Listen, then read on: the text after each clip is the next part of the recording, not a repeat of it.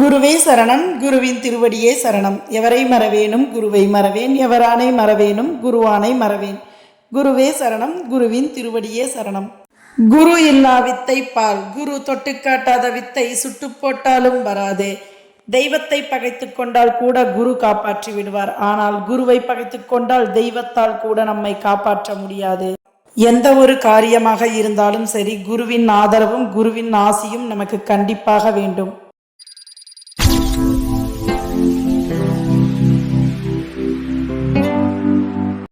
எந்த ஒரு காரியத்தை ஆரம்பிப்பதற்கு முன்னரும் முதலில் வணங்க வேண்டியது கணபதி. பின்னர் குலதெய்வத்தை வணங்க வேண்டும். குலதெய்வத்தின் அனுமதி பெற வேண்டும்.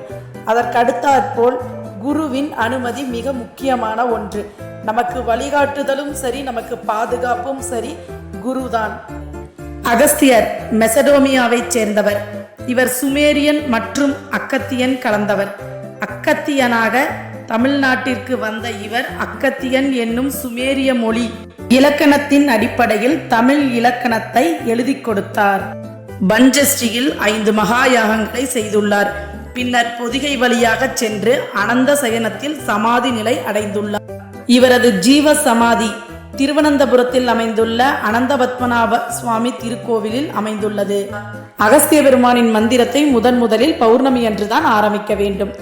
ஆரம்பித்த முதல் நாளில் 1008 உரு போட்டு முதலில் சித்தி செய்து கொள்ள வேண்டும். பின்னர் தினமும் 11 முறை மட்டும் கூறிவிட்டு உங்கள் உபாசனை மந்திரமாக இருந்தாலும் சரி, வேண்டுதல்களாக இருந்தாலும் சரி, நீங்கள் நினைத்ததை செய்தால் நிச்சயமாக வெற்றி கிடைக்கும். இந்த தகவல் உங்களுக்கு பயனுள்ளதாக இருந்துச்சுன்னா உங்கள் நண்பர்களுக்கும் இதை பகிருங்கள். சப்ஸ்கிரைப் செய்து, லைக் செய்து, கமெண்ட் பாக்ஸில் உங்கள் கருத்துக்களை பதிவிடுங்கள். நன்றி, வணக்கம். கோவை மாவட்டம் முத்துலட்சுமி காளி உபாசகர்.